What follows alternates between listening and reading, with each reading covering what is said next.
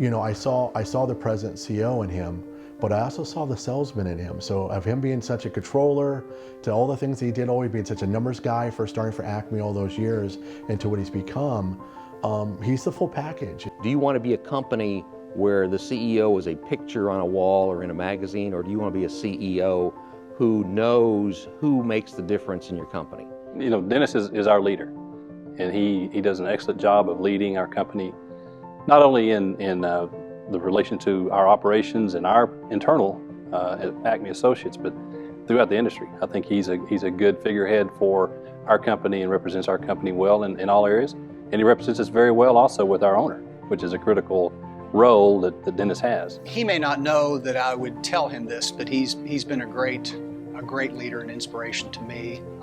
He's helped me in my career. And we have 4 pillars that stand upon those cultural beliefs. The first pillar talks about our associates. It's about making Acme a great place to work. Our associates make the difference. That's a really important pillar.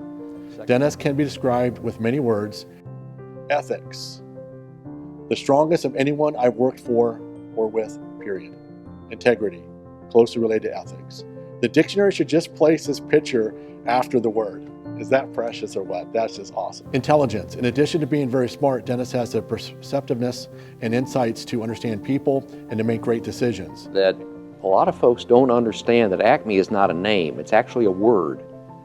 It's a word. Look it up, Google it, and you'll find that the definition of the word Acme is pinnacle or highest point, or you say it another way, is the best. Yeah.